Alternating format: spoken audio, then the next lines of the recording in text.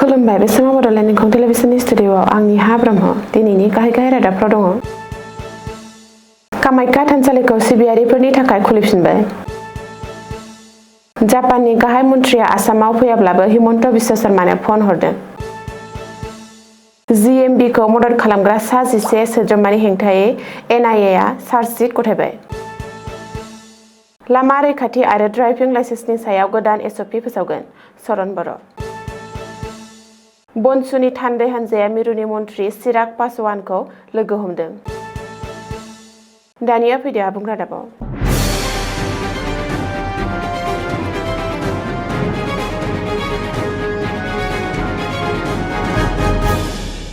अम्बुबाची महायगा जोबनायनि उनाव सिबियारिफोरनि थाखाय खुलिफिनबाय कामाख्या थानसालिनि दरखं।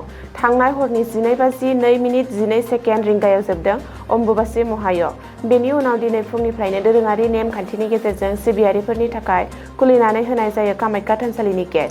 बेनि उनावनो लाख लाख सिबियारिफोरा दिनै बिमा कामाख्यानि बोर लानो बिहिर खालामो। मख'नो गोनांदि अम्बुबाची जागायनाय समनिफ्रायनो गुबुन गुबुन जायगानिफ्राय फैनाय लाख लाख साधु बैरागि आरो सिबियारिफोरा नीलाचल हाजोआव दंफैयो आरो मन्दिरखौ खुलिफिननाय लोगो लोगो बिमानि बोर लानो बिहिर जायो। रिपर्ट बायदिब्ला देग्लायनि अम्बुबाची मेलायाव 8 लाखनिबो बांसिन सुबुंफोरा कामाख्यायाव थुबुर जादों होननानै आन्दाज खालामनाय जादों।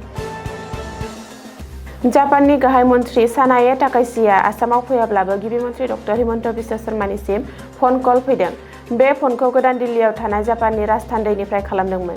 गिबि मन्थ्रिया ससियेल मिडियानि गेजेरजों फोरमायथिनाय बायदिब्ला जापाननि राजथान्दैया फन खालामनानै जापाननि गाहाय मन्थ्रिया आसामाव फैयाब्लाबो एक्ट इस्ट पलिसिनि सिङाव आसाम सोरखारखौ मदद खालामनो आरो इनभेस्ट खालामनो रादाय हरदों। इलेक्ट्रनिक्स, सेमिकन्डाक्टर दिहुनथाय आरो दारिमिन आरो इनफ्रास्ट्राक्चार बिथिङाव जापानआ आसामाव इनभेस्ट खालामनो बाथ्रा हरदों गिबि मन्थ्रि डक्टर हिमन्त बिश्व शर्मानि सिगाङाव। नेशनेल इनभेस्टिगेशन एजेन्सि सुंदयै एनआइएनि गेदेर जाफुंसारनाय उदखारि आफादै जेएमबिनि हेंथायै चार्जशीट गथायबाय एनआइएआ। जेएमबिखौ मदद खालामग्रा सा 11 सोद्रोमानि हेंथायै गुवाहाटीनि स्पेसियेल एनआइए कर्टआव चार्जशीट गथायदों। मख'नो गोनांदि आसामनि गुबुन गुबुन जिल्लानिफ्राय हमनो हादोंमोन बांलादेशनि उदखारि आफाद जेएमबिनि उदखारि आरो मददगिरिफोरखौ। आसामनि अनगायैबो सा सानजा ओनसोलनि गुबुन गुबुन रायजोनिफ्राय जेहादी उदखारि आफादनि गेदेर नेटवर्कखौ हमनो हादों, जाय उदखारि आरो मददगिरिफोरा धोरोमारि फोसावथाय, श्रोद मेल खुंनाय आरो डिजिटेल फोसावनायनि गेजेरजों जेहादी एक्टिभिटिसफोरखौ सामलायगासिनो दंमोन आरो गुबुन गुबुन सुबुंफोरखौ गोसो बोनो नाजादोंमोन। रायजोआव लामा रैखाथि आरो ड्राइभिं लाइसेन्स होनायाव जानाय माखासे गोरोन्थिफोरखौ होबथानो थाखाय हान्थामेला बिफानआ गोदान राहा लादों। हान्थामेला बिफानाव सोलिबोबाय थानाय माखासे गेना गोरोन्थिफोरखौ होबथानो आरो लामा रैखाथिखौ गोख्रों खालामनायनि थांखियै थाबैनो मोनसे गोदान एसअपि फोसावनाय जागोन। बे बाथ्राखौ मिथिहोदों हान्थामेला बिफाननि मन्थ्रि चरण बर'आ। गुवाहाटीनि डिटिअ मावख'आव दिनै मन्थ्रि चरण बर'आ हरखाब दावबायनाय समाव खौरांगिरिजों मोगा-मोगियाव बुङोदि बे गोदान एसअपि बायदियै ड्राइभिं लाइसेन्सनि थाखाय आर'जलाइ होनाय गासैबो बिजाथियानो ड्राइभिं टेस्ट होथारनांगोन आरो मोनसे जिल्लानिफ्राय गुबुन मोनसे जिल्लायाव ड्राइभिं लाइसेन्सनि थाखाय आर'जलाइ होनायाव होबथानाय फैगोन। बबेखानि माखासे सुबुङा ड्राइभिं टेस्ट होआलासेनो ड्राइभिं लाइसेन्स लानायनिबो खौरां मोन्दों होननानै मन्थ्रिया बुंदों। बड' नेशनेल स्टुडेन्टस इउनियन सुंदयै बनसुनि मोनसे थान्दै हान्जाया दिनै मिरुनि मन्थ्रि चिराग पासवानखौ लोगो हमदों। बनसुनि आफादगिरि बनजित मन्जिल बसुमतारी आरो गाहाय नेहाथारि नबज्योति स्वर्गियारिनि दैदेननायाव बनसुनि मोनसे थान्दै हान्जाया भारत सोरखारनि फुड प्रसेसिं इन्डास्ट्रिज बिफाननि मन्थ्रि चिराग पासवानखौ लोगो हमदों।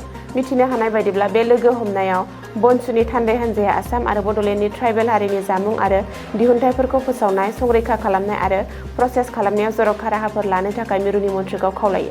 बनसुनि थान्दै हान्जाया बुङोदि फुड प्रसेसिं सेक्टरखौ जौगाखांहोयोब्ला दोरोङारि ट्राइबेल जामुंफोर संरैखा खालामनायजों लोगोसे ओनसोलारि लाइमोनफोरनो साख्रि, जायगानि फालांगिरि आरो दारिमिनगिरिफोरखौ मदद खालामगोन, आबादारिफोरनि थाखाय बाजारनि खाबुखौ बारायगोन आरो ओनसोलारि रांखान्थिनि थासारिखौ गोख्रों खालामगोन। दिनैनि रादाबा एसेनोसै, गोजोन्थों।